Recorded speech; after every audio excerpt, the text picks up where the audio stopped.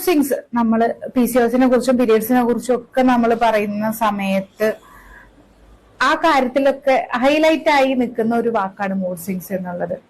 അതായത് മാനസികമായിട്ട് ആ സമയത്ത് വരുന്ന ചില സമയങ്ങളിൽ വരുന്ന ചില ബുദ്ധിമുട്ടുകളെയാണ് നമ്മൾ മൂഡ് സ്വിങ്സ് എന്ന് പറയുന്നത്. നോർമലി ഹോർമോണിന്റെ ഇംബാലൻസ് കൊണ്ടാണ് ഈ മൂഡ് സ്വിങ്സ് അനുഭവപ്പെടുന്നത്. പീരിയഡ്സിനോട് അടുക്കുന്ന സമയത്തും അതുപോലെ തന്നെ PCOS ഉള്ള ആളുകളിൽ ഓൾറെഡി ഹോർമോണിന്റെ ഇംബാലൻസ് ഉള്ളത് കൊണ്ട് അവരിലൊക്കെ ഈ മൂഡ് സ്വിങ്സ് അമിതമായിട്ട് കാണാറുണ്ട്. നിലവിൽ ഉള്ള മൂഡ് സ്വിങ്സിനെ വീണ്ടും ട്രിഗർ ചെയ്യുന്ന കാരണങ്ങൾ എന്തൊക്കെയാന്ന് നമുക്ക് നോക്കാം. അതായത് രാത്രി ഒരുപാട് വൈകിട്ട് ഉറങ്ങാൻ പോകുന്നത്, രാവിലെ ഒത്തിരി വൈകി ഉണരുന്നത്, അതുപോലെ തന്നെ നമ്മൾ കിടക്കുന്നതിന്റെ മുൻപൊക്കെ ഒരുപാട് സമയം നമ്മൾ സ്ക്രീൻ ഉപയോഗിക്കുന്നത്, അത് ലാപ്ടോപ്പ് ആയിക്കോട്ടെ, മൊബൈൽ ആയിക്കോട്ടെ, TV ആയിക്കോട്ടെ, ഒരുപാട് സമയം സ്ക്രീൻ ഉപയോഗിക്കുന്നതും മൂഡ് സ്വിങ്സ് കൂട്ടാനുള്ള ഒരു പ്രധാന കാരണമാണ്.